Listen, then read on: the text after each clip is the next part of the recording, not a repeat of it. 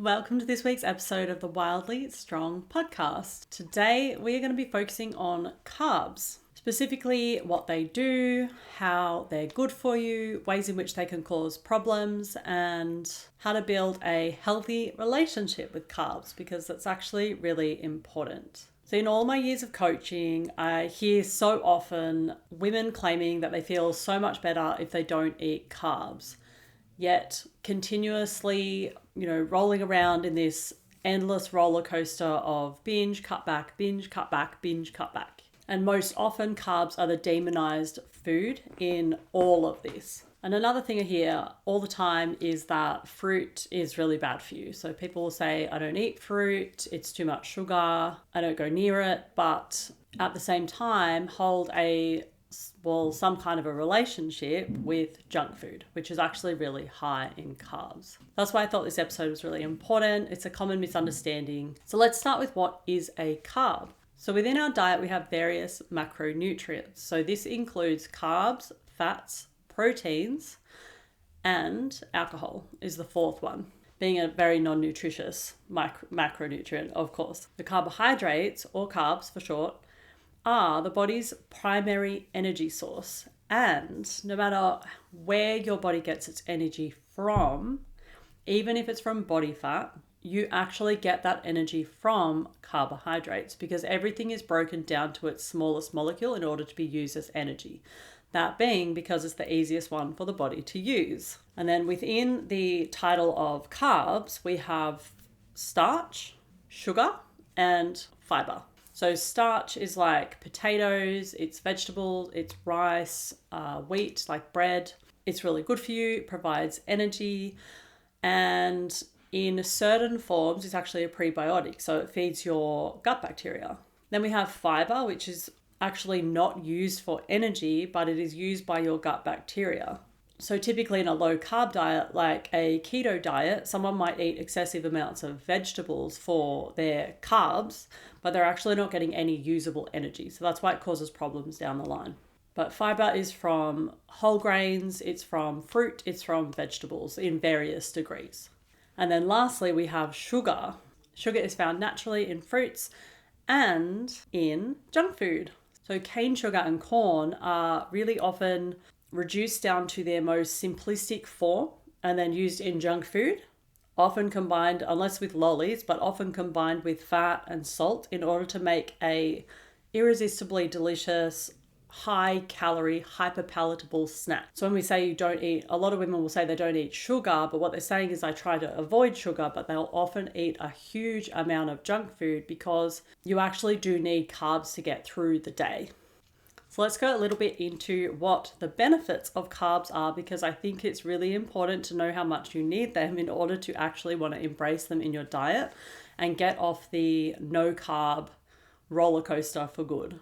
So first of all, it's fast, clean energy. It's not hard for your body to draw energy from carbohydrates, and it's the most efficient fuel source. So sugar goes into your bloodstream and is uptaken as energy the fastest, starch the next fastest, and fiber not really at all. The second benefit is super brain power. So your brain uses glucose as a primary energy source.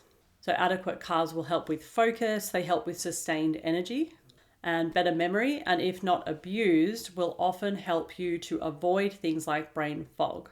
Carbs will contribute to a better mood, so they help you produce more serotonin, which is the neurotransmitter required for a healthy mood. The fourth benefit is it can reduce cravings, because when you have enough food and enough nutrition throughout the day and enough energy to meet your daily requirements, your body will not produce these uncontrollable urges to eat as much food as you can in a shorter window of possible time to make up for that deficit.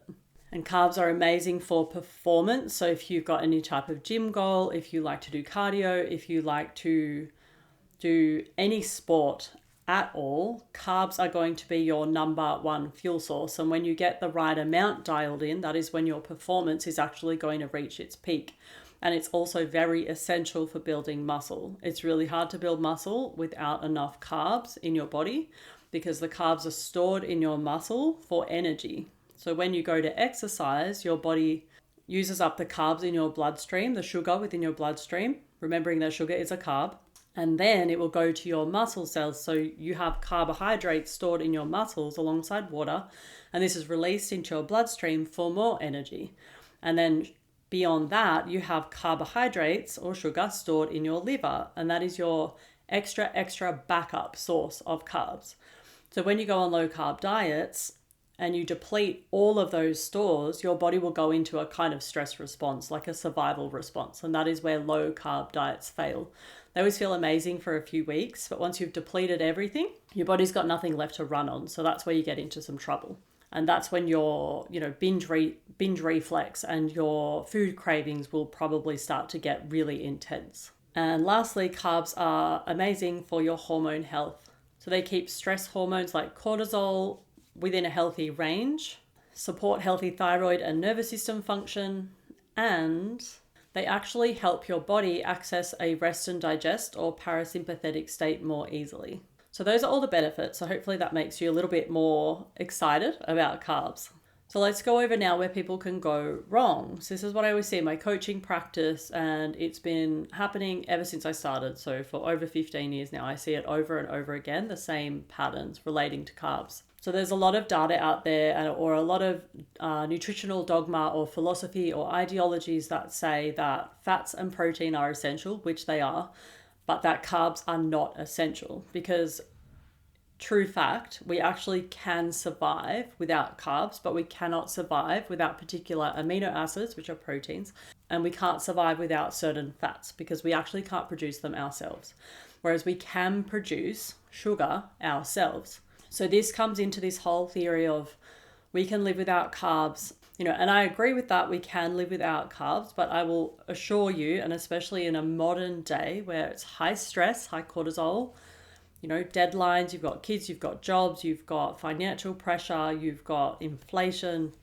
all of these stresses. We're living in different times and we need more brain power. Like we're sitting on a computer, we're thinking, we're problem solving, we're chewing through carbs at a faster rate than what we would have in the past when they were not essential. Like caveman days, for example. They're always going back to caveman days and using that as an example as to why we don't actually need them. So they're not pointless, they're actually very valuable.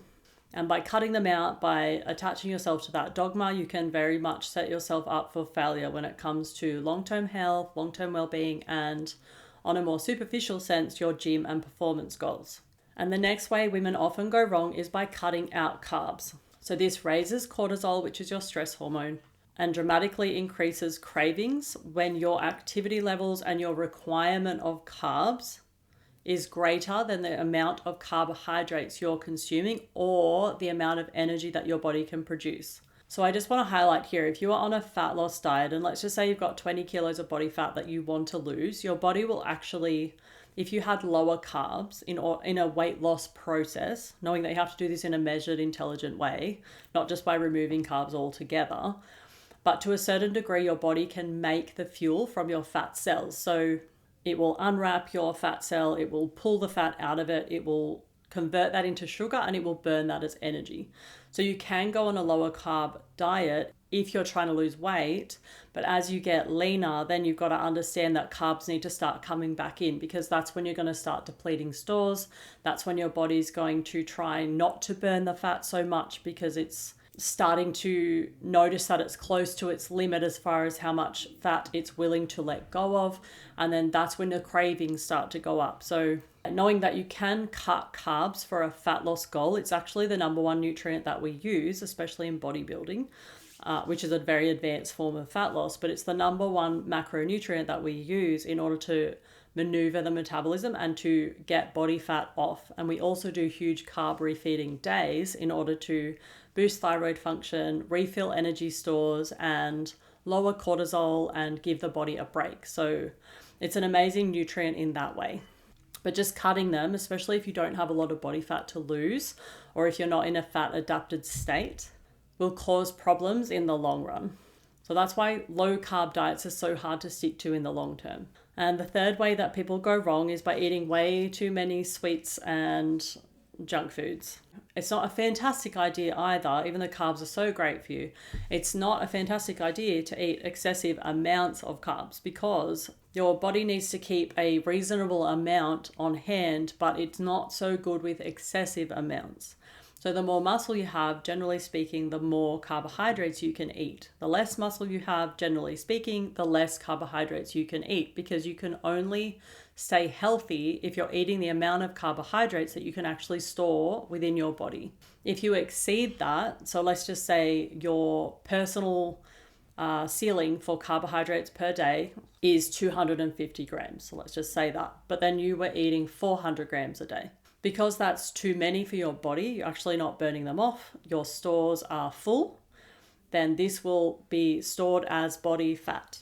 But it will also create instability in your body so every time you eat carbs, you release insulin. And if you excessively eat carbs, especially when they're hyperpalatable, because you just don't know when to stop, if you do this excessively, then you will start to become insulin resistant. And that's where your body, it sort of fatigues out that muscle of releasing insulin. So now you're eating heaps of carbs, they're floating around in your bloodstream, and there's not enough insulin to pull that into your cells for energy. And in that state, that's when you're kind of in that place of eating and eating and eating and having non-stop cravings, but not actually getting any energy from your food. And insulin resistance is the number one marker of diabetes, like type 2 diabetes. But insulin resistance can be corrected by eating the right amount of carbs and the right types of carbs, which is actually generally leaning towards the healthier nature-based forms. And another way in which this can be problematic is when it impacts your blood sugar, in the sense that you have extreme high highs and then you have extreme low crashes. So every time you eat sweets, your blood sugar will shoot up. Insulin will flood into your bloodstream and it will take it back down. But if it's a huge spike, like say you ate a pack of Tim Tams, it's a huge spike, it will basically crash down, but it will overcompensate. And then you'll end up with low blood sugar, which is when you get a little bit lightheaded, a little bit brain foggy, a little bit not focused, tired, irritable, and then your body will say, eat carbs. So then you'll want to eat more Tim Tams because your body's trying to balance that out. So there's actually an amazing tool called the glycemic index that you can look up, where each food has a index. This was created for diabetics, which gives a general indication of how much each food impacts your blood sugar. So when I support women through nutritional changes, through lifestyle changes, then the diet that I will give them is full of foods that are moderate or low glycemic index, or GI, spiking foods. So that actually keeps their blood sugar really steady, which keeps their mood steady, their energy steady. It's the right amount of carbs to get through the day. They feel amazing. So you want to watch the blood sugar spikes through junk food, and then you also want to watch eating way too many carbs, more than you can actually store or burn, because that's where the problems come from. It's not the carbohydrates. They are so good for you. It is the overeating and then the eating too many junk foods. Okay, so now we've covered off all the benefits and we've covered off where people go wrong. What can you do about it? Let's look at that. The first thing that you can do is try and eat your carbs intentionally. So start the day with a beautifully high carb meal. So whether that be whole grain bread or sourdough bread, a whole grain wrap, a bowl of fruit, some oats, some muesli. There's so many options. This will give you a beautiful amount of energy throughout the day. It helps you not start the day in like stress mode. So your cortisol will not be out of control no matter how stressful your day is, because you've basically started the day by telling your body, we are not in a famine, we are all good. And even with girls that are doing fat loss with me, I still give them quite a high carb breakfast for this exact reason, because being in a diet condition over a period of time is quite stressful, and making sure the body gets carbs from the get-go is a perfect way of mitigating that. And you also want to eat most of your carbs from whole food sources. So that includes fruits, vegetables, potatoes, rice, anything that came out of nature that has not been tampered with will be a carbohydrate that you can generally eat consistently, and that you will most likely not be triggered to overeat. Because the overeating of carbs actually comes from the engineering of the junk food. It's not the carbohydrate itself. My second tip is to use the glycemic index chart, if you wanted to look that up, as a resource. I'll link a PDF below so that you can access that if you want. But that's a really great tool just to start understanding what foods affect your blood sugar in what way. And then you can start tracking it within yourself. Like you might notice you have honey, it shoots through the roof. You get all the, the carb rush, and then you get the crash. But then you might notice that you have a handful of strawberries with the same amount of carbs. Let's just say there's 20 grams of carbs in each option. And you feel satiated, you feel satisfied, you feel hydrated, you feel energized, and there's no crash. That's kind of how you should feel it in the body. My third tip is to pair your carbs with protein, because protein does slow down the digestive process, and fats as well if from a natural source. My fourth tip is to track if you're not sure. Like a lot of women who have binge eating or have excessive eating patterns where they just kind of, go unconscious and eat all these things and then come back. If you can track the foods, even just for a couple of days, or even if you just put it into an app after you've done it, and removing the shame, mind you, so not looking at it to judge, not being ashamed of the number, it's just for education, you will see how just a block of chocolate itself adds up so quickly when it comes to carbs. And it starts to bring in this sense of education where you're like, well, I could either eat 4 or 5 meals with carbs in every single meal, or I can just eat this half block of chocolate for about the same amount. And then my last tip, which I've already kind of covered, is to do not cut carbs. So try not to cut your carbohydrates. Try to make sure you eat them every day and consistently to the best of your ability. There's nothing wrong with rice. There's nothing wrong with potatoes. You can lose weight eating carbs. Carbs will make you feel good. Just be really mindful of how many you eat, and just, try and build it up slowly if you've been ignoring them for a long time. So that's all I have to say about carbs for today. I hope that was helpful. I hope you enjoyed the episode. If you did, please subscribe or leave me a review. It helps so much, and I will see you next week. Bye.